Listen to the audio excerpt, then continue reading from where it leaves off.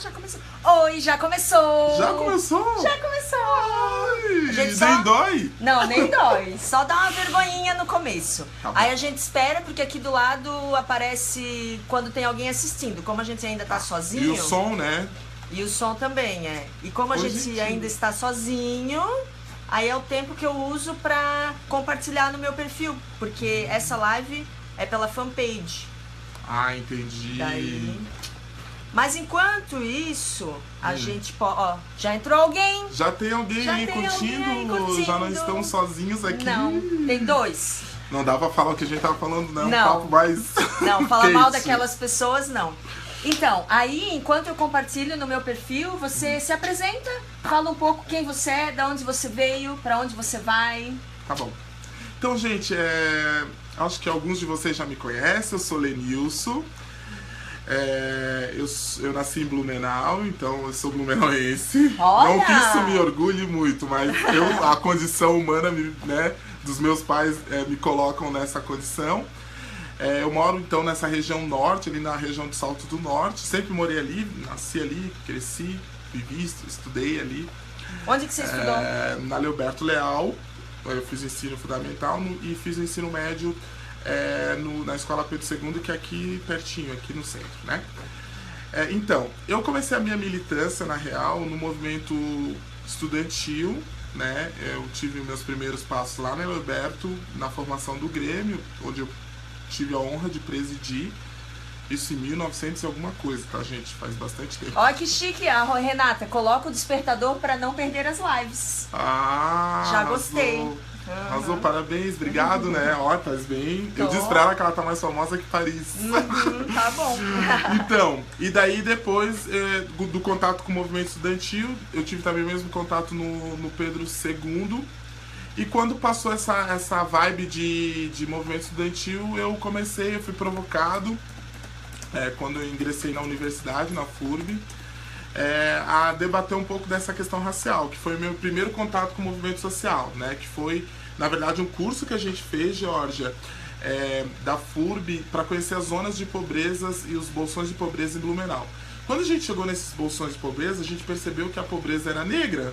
E tinha mais uns 2, 3 estudantes negros, e a gente começou a se olhar e dizer, cara, como assim? Né? Isso tem a ver conosco? E daí, na verdade, a ideia nem era fazer um coletivo, um movimento. Na verdade, a gente queria só sentar para fazer tipo um grupo de estudos, pensar, conversar, a gente se aproximou. Aí era eu, a minha irmã, Negrita Xi, era mais algumas pessoas, o Mário, que hoje não tá mais em Blumenau e tal. Depois surgiu a ideia, então vamos construir um movimento negro. A gente começou a pegar as referências e o movimento negro sempre se organizava assim, em várias cidades. Daí surgiu a ideia da gente construir o Cisne Negro, que é o movimento de consciência negra aqui da cidade, que surgiu em 2003, então. E daí, cara, eu me apaixonei. Foi a minha pauta por muito tempo, assim, era a pauta minha primeira. Eu sempre digo, Georgia, que em Blumenau eu sofri mais por ser negro do que por ser gay. E aí eu acho que eu tenho um privilégio de estatura, eu sou grande, sou gordo. Muitas pessoas nem sabiam que eu era gay, né? As pessoas talvez imaginavam, mas ele é um menino sensível, ele é, né? E em 2008, 2007, 2008 começa a minha militância, o meu contato com o movimento LGBT, né? Que foi na campanha de 2008, a gente reuniu uma galera. Eu era muito frequentador da Gélise, que era uma balada que tinha ali na Rua das Palmeiras. Delícia! Eu acho que o Ace que tá assistindo a gente já foi num 5-7 comigo. A gente até se pegou lá. Sério? Tu já foi lá, amiga? A gente deu um beijo tri. Coisa boa. Eu não lembro com quem. Segredos da Georgia. Geraldo, quem é que beijou a gente? Eu não lembro. A famosa baga, né? A baga. E daí, a partir dali, a gente teve muito contato com uma galera. E aí o pessoal falou, vamos pensar em alguma coisa. Os modos do Cisne Negro pra população LGBT. Tava rolando muita transfobia, assim, em 2007, 2008. E também muito gay sendo demitido pela sua condição, muita gente vivendo LGBTfobia intrafamiliar, ou seja, sendo expulso de casa e tal.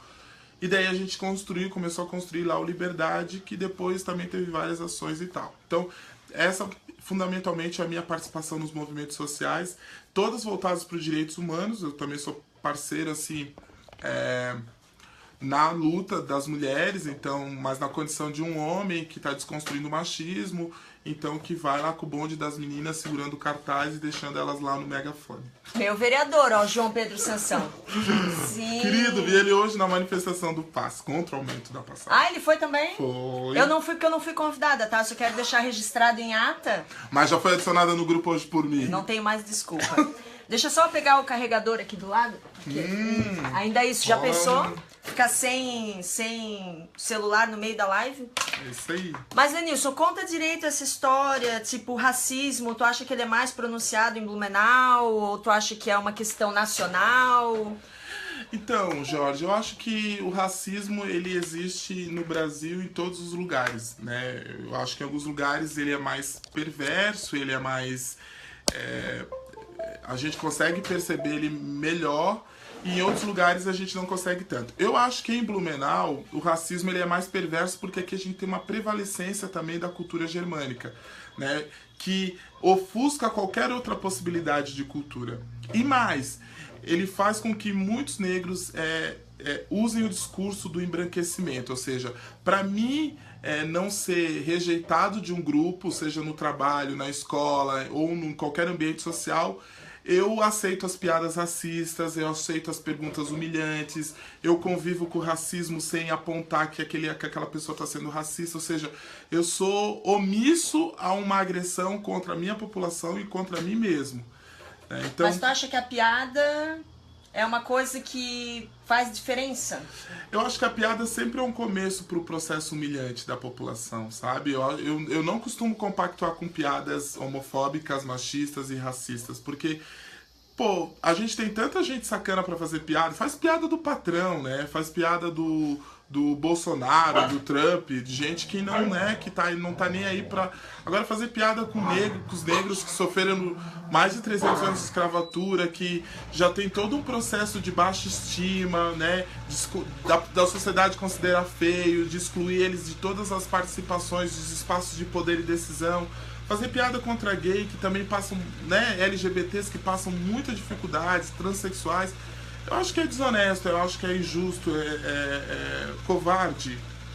E quais termos, assim, por exemplo, eu te chamar de negão, tu acha que isso prejudica ou que pode ser um gesto de amizade? Qual então, eu acho que tudo tem que ser medido na condição do nosso vínculo, né? Eu costumo não responder quem me chama de negão que eu não conheço, que eu tô passando na rua, ô negão, me dá uma informação. Tem gente que faz isso? Sim, tem gente que faz isso. É diferente das pessoas que têm uma relação comigo histórica e que fazem disso uma afirmação até política, né? De exaltar a beleza, ou minha preta linda, sabe? Eu acho que não tem problema aí. Mas isso vai muito do vínculo, por exemplo, eu tenho vínculo contigo que eu posso chamar oi bonita, sabe? Que não vai ser aquele bonita da rua, né? Que tu vai estar passando na rua e o cara não te conhece e te chama de bonita, como assim? Né? Então, eu acho que essa é a grande medida, sabe? A gente tem intimidade o suficiente porque senão entra numa coisa de caracterizar e daí fica estereotipados, né? E daí eu acho que quem não tem intimidade, se eu não conheço a pessoa, eu chamo pelo nome. Eu chamo por moço, por mulher, por homem. Uhum. Tem até aquela questão, eu vi aquele vídeo no Facebook de um negro dando vários exemplos de termos que são pejorativos e que usam o preto, né? Que ele falava, magia negra é ruim, não sei, ele dá uma lista, tu viu esse vídeo? Sim, vi. E ele convida a gente a usar o termo preto, né? Mas eu tenho pra mim que a gente tem que também desconstruir essa ideia do negro como uma coisa ruim, né? Então, essa ideia de que o livro negro é ruim, eu acho que a gente precisa, enquanto pessoas, desconstruir essa imagem de que as coisas negras são ruins. É claro que o nosso vocabulário, o nosso dicionário, a nossa cultura sempre nos levou para isso, mas eu acho que tá na hora da gente começar a problematizar isso e desconstruir isso. Em alguns discursos eu tenho usado, vamos enegrecer, ao invés de usar esclarecer. Né? Num convite a gente pensar o enegrecer como uma coisa boa também. Né? Então, mas eu não tenho nenhum problema de ser tratado como preto. Né? Eu acho super afirmativo também usar o preto, mas eu acho que o negro também ele é carregado, Jorge, de uma luta histórica da população, né? Então os movimentos negros no Brasil. E o negro no Brasil, ele é entendido como tal, né? A gente, quando fala negro, a gente identifica, a gente consegue saber quem é. Ah, negro tem essas características, tem o nariz assim, tem a cor assim, tem o cabelo assim, né? Então, usar o negro não está errado, né? A gente tem que tirar essa contaminação que tem carregada de racismo da palavra negro. E as mortes no Brasil? O Brasil é um país igualitário, né? Todos são iguais perante a lei, tá escrito lá, eu li. A gente tem essa ideia dessa falsa democracia racial, né? Que a gente acha que tudo, né, Jorge? É claro que a Jorge tá sendo irônica, pessoal, tá? Não vai fazer só um print desse diálogo. Então, a gente tá vendo um extermínio da juventude negra, né? A gente viu o caso do filho da Tati Quebra-Barraco, a gente viu aqueles 11 jovens no Rio de Janeiro que as mães entraram no mato para buscar os corpos dos seus filhos. E eu costumo sempre usar, né, Gê, que a carne mais barata do Brasil é a carne negra. A Elza Soares já dizia isso, né? E ninguém se importa com as mortes negras, né? Porque a gente... Eu costumo dizer que o racismo, Jorge, ele é endêmico, ele já está na nossa cultura, ele está impregnado. Quando a gente vê um negro correndo, a gente não vai achar que o cara vai perder o ônibus. Teve um vídeo da Prefeitura de Curitiba que começou a fazer esses comparativos. Quando eu vejo uma negra cuidando de uma roupa, eu jamais vou achar que ela é vendedora, que ela está vendendo a roupa. A gente acha que ela está limpando, que ela é empregada. Você vê uma negra carregando o carrinho de bebê, ela é a babá. A babá. Ela limpando a casa, ela é a doméstica, ela não pode ser dona de um apartamento, de uma casa, né? Porque negro mora lá no morro, mora na favela. Então isso é endêmico nosso. O nosso olhar já está contaminado com isso. As pessoas pensam assim. Só que as pessoas também são hipócritas, elas também acham que, e daí vivem com isso, todo mundo é igual perante a lei. Então vamos lá, quem de quantos médicos negros você já foi? Né? Se a gente é tudo igual, a gente tem, porque a gente é metade da população, a população negra. A gente tem a metade dos negros no parlamento brasileiro. Como é que tá essa representatividade? Quantos presidentes negros nós já tivemos? Né? Vamos falar então dessa democracia racial. Por que os negros não chegam nos postos de poder e decisão? Será que eles não querem? Por que a gente é 2% da universidade? Agora com as políticas afirmativas, com as cotas, a gente subiu um pouquinho, mas a gente viveu 500 anos sendo 2%, entrando na universidade pela porta de trás, né? Sem formar negros no ensino superior, que é o que valoriza a gente enquanto ser humano. Então, essas perguntas a gente sempre lança para provocar as pessoas a refletir sobre o racismo e não tratar isso como uma coisa simplista de mimimi, vocês estão reclamando, vocês já têm cotas. Não, nós estamos num processo de construção de igualdade que ainda está muito aquém e que vai passar a minha geração e outras e a gente não vai conseguir ver um padrão de igualdade no Brasil entre negros e brancos, né? E nós precisamos falar sobre isso. Porque por exemplo, eu trabalho com uma parlamentar aqui em Blumenau e sempre que eu estou do lado dela, eu nunca sou o assessor, eu sou ou motorista ou segurança. É sério? Sempre. A pergunta clássica é essa, Georgia. Ana, tá andando com segurança? Mentira! Ana, se teu motorista aí é um querido, tava aqui conversando comigo. Nunca eu posso ser assessor, porque na cabeça das pessoas o negro não pode assessorar uma deputada loira, ele não tem inteligência, maravilhosa, inclusive. Ele não tem competência, entendeu? Pra tá ali naquele lugar. Né? O nosso lugar é o lugar subalterno, é o lugar do cuidado, é o lugar de fazer os serviços com menor prestígio, com baixa remuneração, é ser doméstico, é trabalhar lá na hora. Tu mora sozinho? Moro. É alugado? Tu teve dificuldades em encontrar imóvel? Porque eu vejo que essa mulher que eu tô abrigando aqui, ela tá tendo muita dificuldade em encontrar uma casa pra morar e eu tenho pra mim que ela tá sendo vítima de racismo. Esse é um dos elementos. Porque ela vai, a casa tá disponível. Ela chega lá, a casa tá disponível. Ela conversa com a pessoa e de repente a casa não tá mais disponível. Já não tá mais disponível. Isso acontece muito com o emprego. Eu tive muita dificuldade com o emprego. Que a gente ia nos postos, né, de trabalho e a gente nunca tinha um perfil. Eu sempre fiquei me perguntando, gente, eu não tenho perfil, mas eu tô no ensino médio, eu quero fazer aquele estágio. O meu colega conseguiu, o outro conseguiu, e eu nunca consegui. Que perfil é esse? Perfil é esse? E acontece muito com os aluguéis. Eu não encontrei tanta dificuldade, que onde eu moro, ele é meu amigo, assim, então a gente é um vínculo. Mas eu escuto muitas pessoas que têm dificuldade, sim. Uma pergunta do Fábio, desculpa, eu cheguei atrasado, eu não sei se vocês já falaram sobre, não falamos. O que você acha do discurso da meritocracia usado para criticar o direito de cotas ou Bolsa Família? Então, Treta, Adoro. né? Esse Treta. debate. Vai ter treta. Então, eu sou completamente a favor de todas as políticas afirmativas, tanto para as mulheres nos cargos eletivos, quanto para os negros nas universidades, para os portadores de deficiências, porque a gente vive num país extremamente desigual. Esse discurso da meritocracia, quem faz é quem geralmente nunca trabalhou, ou geralmente é filho de alguém que é dono de uma empresa, ou que absorve esse discurso. Né? Porque Mas o Donald Trump começou do zero. Ah, pois é. Né? E a gente viu agora, saiu uma matéria, que no mundo temos 8 pessoas que têm o valor de metade, o dinheiro da metade do planeta. Né? Então, esse discurso da meritocracia, ele não se sustenta, porque nenhum de nós não vai para a universidade porque não quer. Né? Vamos falar da população negra. A população negra, em média, começa a trabalhar com 12 anos no Brasil. Em média, já como né? babá, ou como servente do pedreiro do pai. E por quê? Porque ele é complemento de renda, entendeu? Então, ao invés do pai contratar um pedreiro, ou uma mãe, uma ajudante, ela pega a própria filha.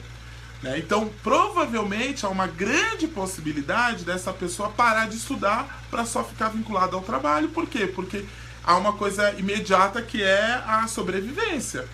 Né? Então, a gente está falando de pessoas... Os negros representam, Jorge, 70% dos mais pobres do Brasil. Né? Nós tivemos, por exemplo, 300 anos de escravidão. E eu sempre me pergunto, principalmente aqui na nossa região, quando falo de meritocracia, de bolsas, e as terras que os governos deram para os imigrantes alemães aqui? Porque eles adoram falar que os imigrantes chegaram para trabalhar. Mas eles não sabem, eles não leram Raízes do Brasil, como nós. Então eles não sabem a quantidade de incentivo que esses imigrantes receberam para chegar aqui. Então era bolsa lá, teve bolsa para os imigrantes que vieram quase na condição de sem terra da Alemanha para cá, muitos deles, e que aqui o governo incentivou para que eles começassem o processo de colonização do Brasil. Então é desonesto isso, porque a gente não reconhece o padrão de desigualdade que nós temos no nosso país. Outro exemplo, Jorge, quando que a gente vai cobrar os 300 anos de escravidão que a gente trabalhou de graça para os senhores do Brasil? Mas isso a gente vai cobrar em grana? Não tenho culpa. Ah, pois é. Mas tu se beneficia daquilo que teu bisavô deixou pra você. A gente ensaiou. A gente ensaiou. Deu match aqui. Deu certo. Né? Então, a gente não é culpado, porém a gente ainda está colhendo os frutos. Né? Os meus bisavós não foram escravos, tiveram acesso à terra, benefício, à educação, a sei lá o que, puderam dar a educação para minha mãe, que pôde dar a educação para mim, e para mim foi obviamente muito mais fácil. Eu larguei na frente, digamos assim. Sim, é isso.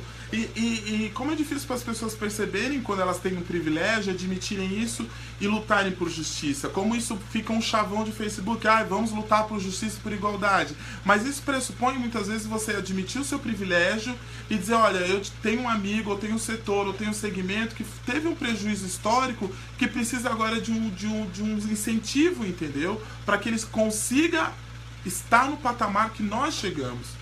Né? Então, eu acho que isso é bem aquele discurso que a gente tem discutido em todos os coletivos, que é muito a empatia, entendeu? A gente conseguir se colocar no lugar do outro, e mais do que isso, a gente conseguir perceber que o outro também dialoga conosco, e esse diálogo que é um processo de construção.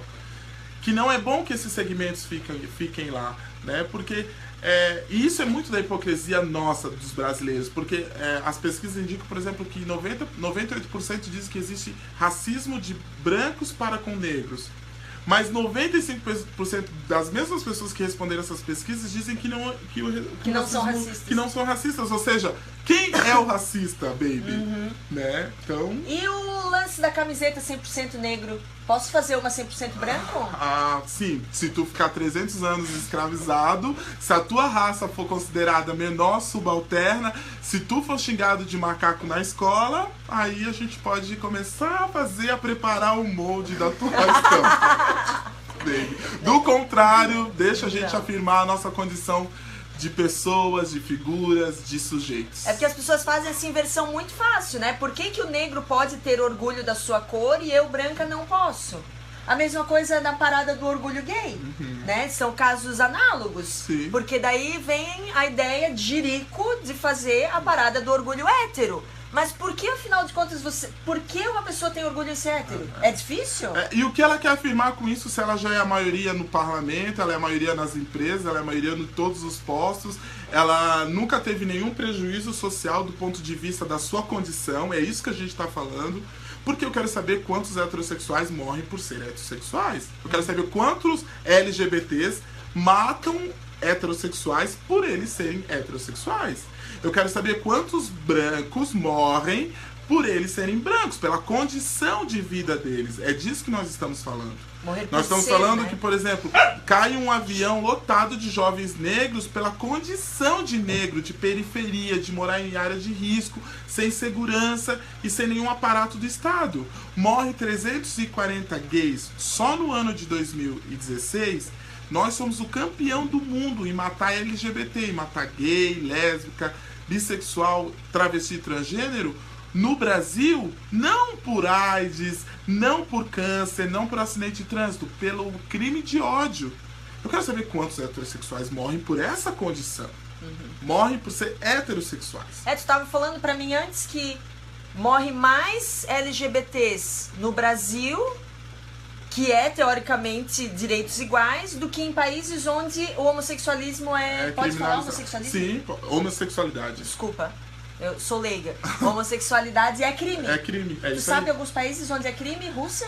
Não, os países islâmicos geralmente são os países que criminalizam a homossexualidade. Então, é isso mesmo, Gê. Morrem mais pessoas aqui do que nos países que criminalizam a LGBTfobia. Então, na prática, é crime no Brasil ser gay. É crime, porque a gente não tem nenhum aparato legal que criminalize a LGBTfobia. Por exemplo, se eu agora for ali na rua, indo pra casa, de ônibus, alguém vir e me socar na rua, me xingar por eu ser gay, ou me bater pela minha condição, quando eu for na delegacia, eu vou ter que fazer um crime por agressão, porque não tá tipificado que é um crime de ódio, um crime contra um segmento, ou pela minha condição de homossexual, né? O mesmo que acontece com as transexuais.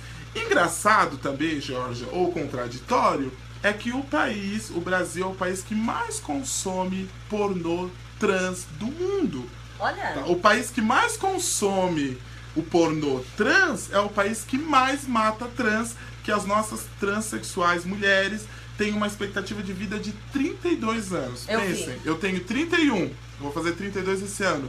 Essa é a expectativa de vida de média das pessoas transexuais. Então, é algo urgente pra gente falar, pra gente se problematizar.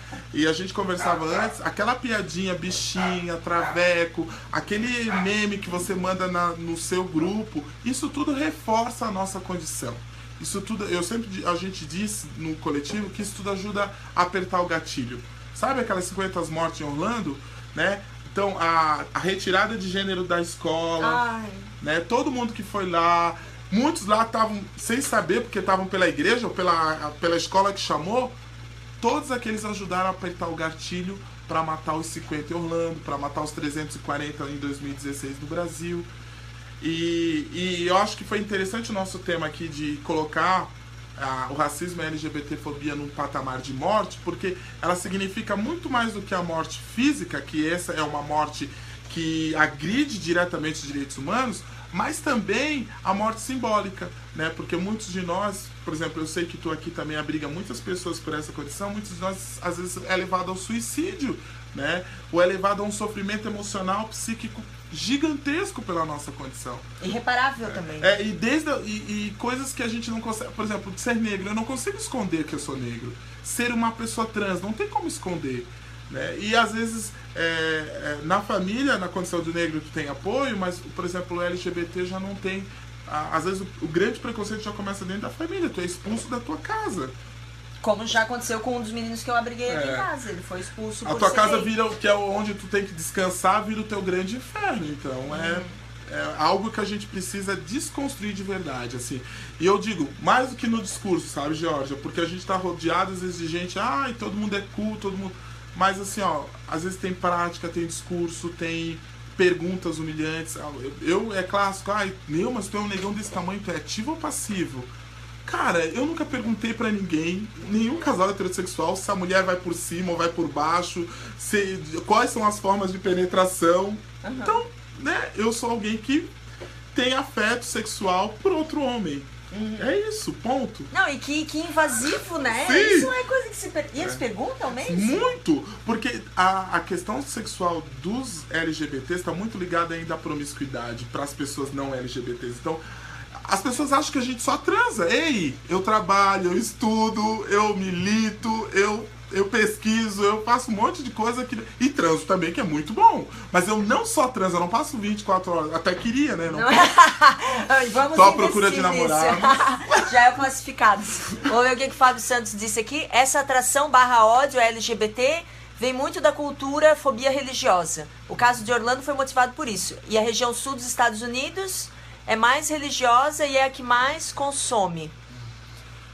Igreja, né? Dá várias lives, né, sobre igreja. Eu e a Georgia estivemos lá na retirada de gênero, que o atual prefeito Mário Debrand de Blumenau, as emendas são deles. Mário, beijo! Aliás, Blumenau, gente, tá tendo 2 fundamentalistas nos maiores poderes. Um é prefeito, Mário, e outro é presidente da Câmara, que é o Marcos da Rosa. Vejam que bonitinho. Eles podem governar a cidade dentro da igreja lá. Pode, eles não precisam nem sair. Por decreto, dentro lá do abençoado pelo pastor. Só caneteando atrás do púlpito, sei lá como chama, do altar. Não sei também. Não, eu acho uma tristeza, porque tu sabe que a igreja luterana é mó pra frente, né? Sim. A igreja luterana... Principalmente nesse debate LGBT, sim, gênero, né? De gênero. Eu estive no Encontro Nacional da Juventude Luterana fazendo uma fala sobre questões trans, e os jovens lá, tipo, muito...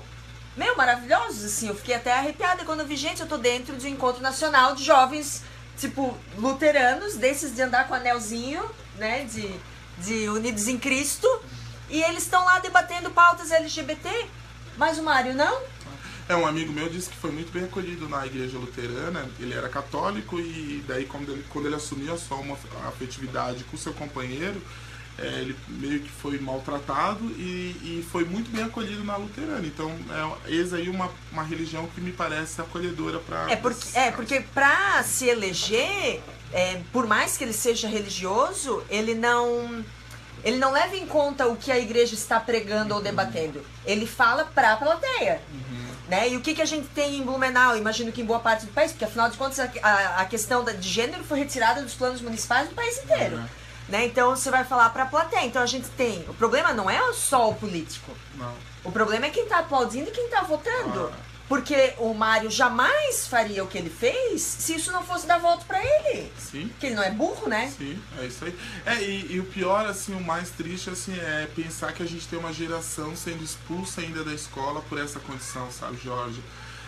Tu proibir um professor que é mais progressista, ou que é um professor só das ciências humanas, de falar sobre gênero, quando um aluno agride uma aluna de forma machista, ela não pode debater as condições de gênero. Não. Ou quando um transexual que está ali no processo de transição na escola, ele é agredido pelos coleguinhas, não se pode fazer nenhum manejo enquanto instituição. Eu penso que é muito criminoso, porque sempre compartilhar com o lado mais forte. É sempre dizer que o lado mais forte tem razão. Quando eu era chamado de viadinho ou de negro, e eu e meu colega íamos para a direção juntos, eles estavam igualando quem era vítima com quem me agrediu. Então os dois vão para a direção, vocês estão brigando. Não é uma briga qualquer, entendeu, Gê? É uma briga que tem um aspecto, que é um aspecto do nosso comportamento, da nossa forma de ser, da nossa forma de existir. Então é interessante, é pertinente que a escola debata isso. Não, e outra coisa, o argumento deles é que esse tipo de educação se dá em casa e na família. Mas, quando você olha para as estatísticas de assassinatos de mulheres, de negros, de LGBT, você percebe que a família não está dando conta de fazer esse debate.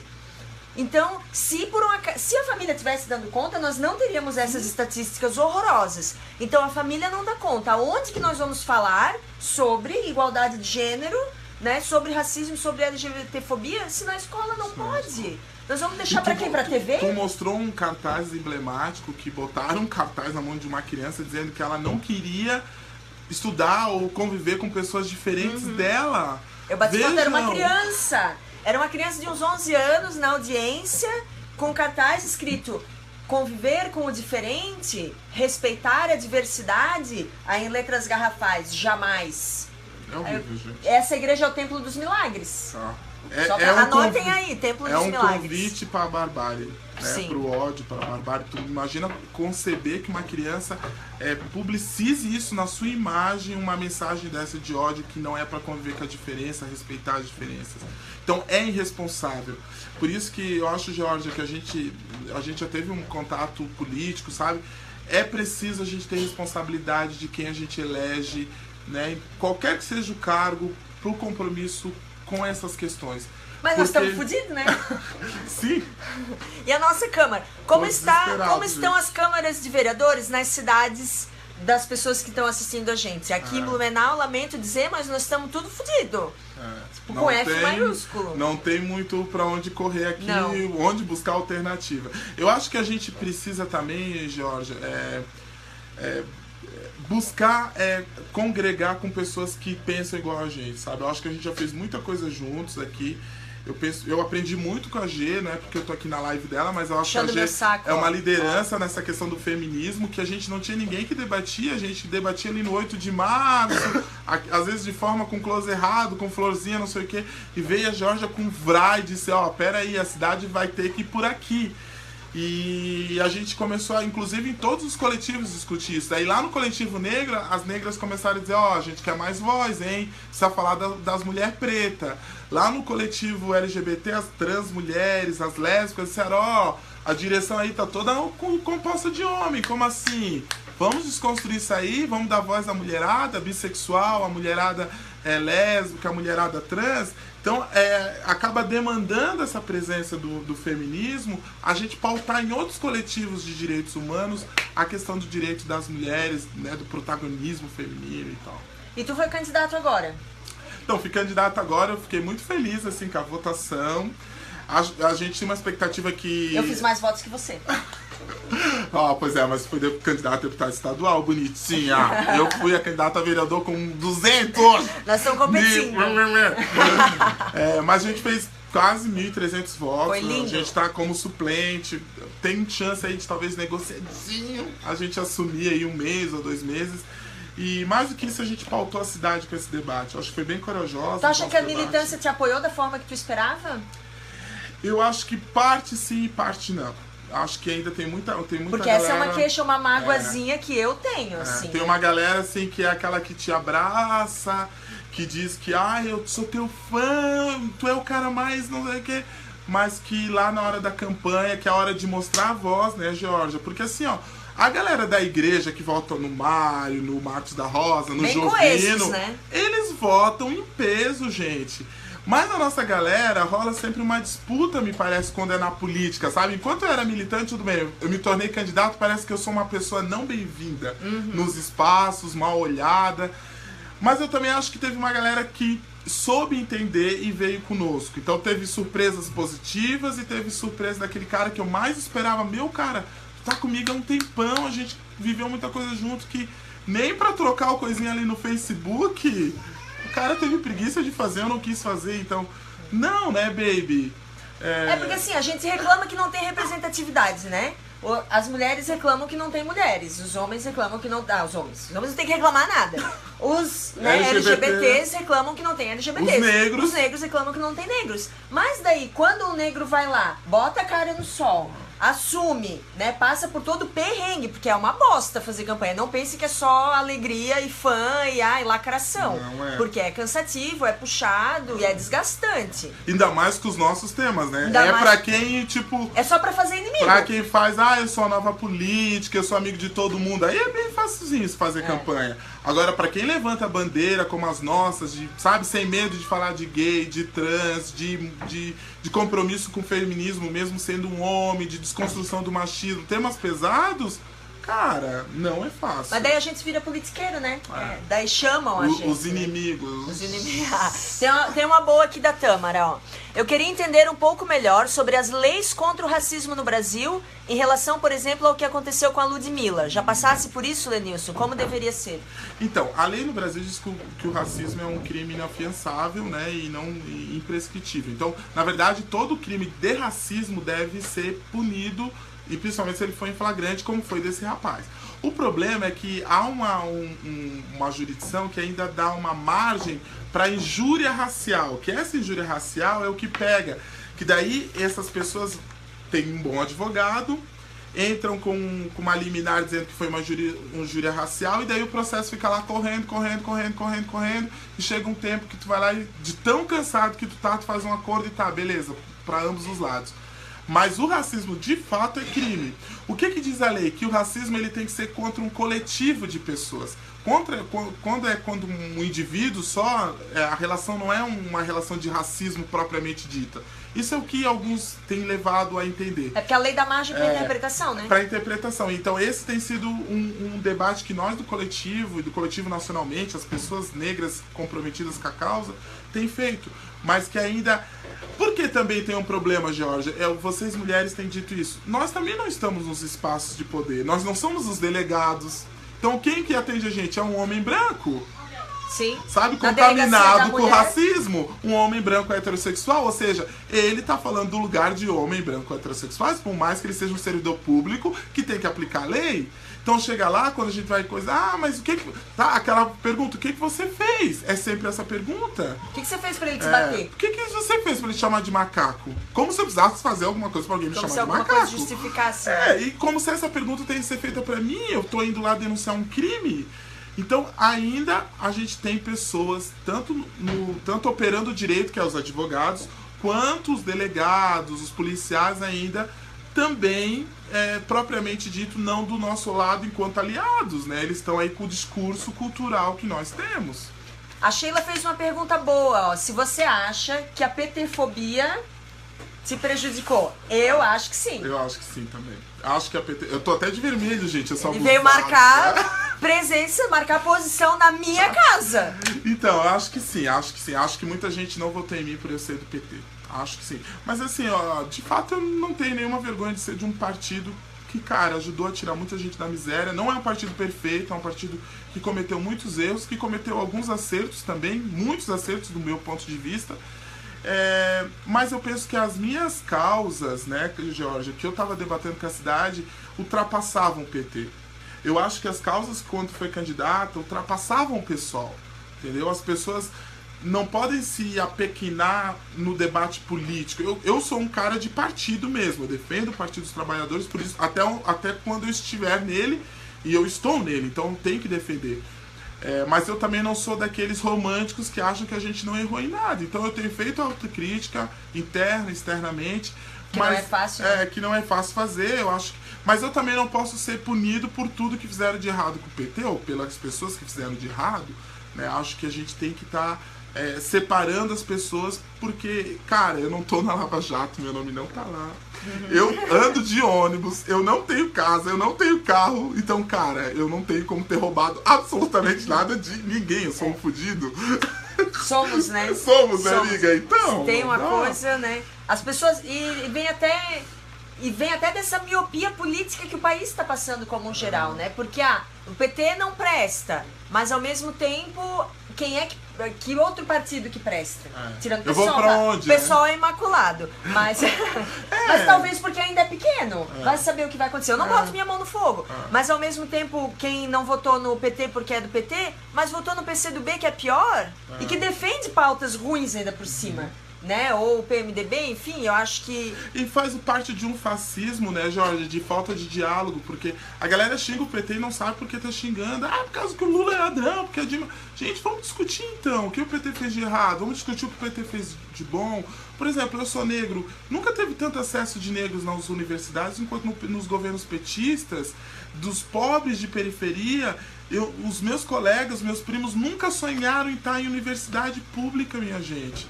Sabe, o nosso futuro, a minha mãe e meu pai era todo dia dizendo, vai trabalhar para te sobreviver, vai ser alguém na vida, sabe? E nós tivemos a oportunidade de ingressar na universidade pela porta da frente, não para limpar nem para construir. Então, só para mim isso já é um paradigma, só para mim já é um convite a, olha, vamos dialogar com esse partido. Né? Nas questões LGBTs nunca teve tanto debate, por mais que teve muitos retrocessos, a Dilma em vários momentos retroagiu, a gente, quanto militante, foi para cima, interna e externamente, Mas, pô, a gente teve o Brasil sem homofobia. Pela primeira vez a palavra LGBTfobia veio pra cena. A gente construiu vários planos dentro da educação, da saúde. Então, assim, eu não vou ficar falando aqui do PT, das coisas boas, mas eu tô dizendo, gente, vamos começar a avaliar as coisas sem muito senso comum, tentando buscar autocrítica. Acho que é por aí. Tem um cara aí comentando que Bolsonaro é mito. Já temos um hater, nosso primeiro hater. Migo, não vou te aplaudir porque eu não aplaudo quem fascista que quer sambar nas nossas lives, tá? Dá licença, né? Pelo amor de Deus. Não, amiga, pelo amor de Deus, né? Não, eles vêm, os haters vêm, mas a gente é bem maior do que isso. Eles se infiltram assim, eles te adicionam. Não, porque eu não aceito, né? Dá licença, não tem mais o que fazer. Ah, então tá, pois é. E agora, como é que a gente faz pra resolver? Tua irmã! Nós, mulheres negras, sofremos de todas as formas, em todos os âmbitos. Blumenau tem uma miséria política e vemos isso agora na Câmara Inovadora. Legal. Inovadora. Quero ver, baby. Quero ver até onde vai essa inovação. Pois é. E aí, agora? Nós não temos nenhum vereador. O que a gente vai fazer? Qual o plano? Eu acho que o plano, o Jorge, é continuar resistindo nas ruas, tentando organizar as pessoas. Eu queria até fazer um convite aqui a todas as pessoas que estão em coletivos, ou que não estão, que estão nessas causas, que tenham compreensão histórica do momento que a gente está vivendo. O momento, a conjuntura é péssima. E que a gente consiga baixar essa pequenez de, às vezes, estar numa disputa, quem lidera mais, quem fala mais no megafone, quem vai dar entrevista, pra gente pensar naquilo que a gente precisa fazer mesmo. Porque eu acho que essas pequenezes que a gente, às vezes, vive nas nossas lutas diárias, elas só nos enfraquecem e não ajudam a construir a nossa luta política. Eu acho que os coletivos têm que se fortalecer, a gente tem que conversar mais, falar mais e tentar as nossas divergências a gente acertar na política enquanto luta política. E não na pique, mas tu tem cabelo comprido, tu usa o batom vermelho, eu não gosto que tu...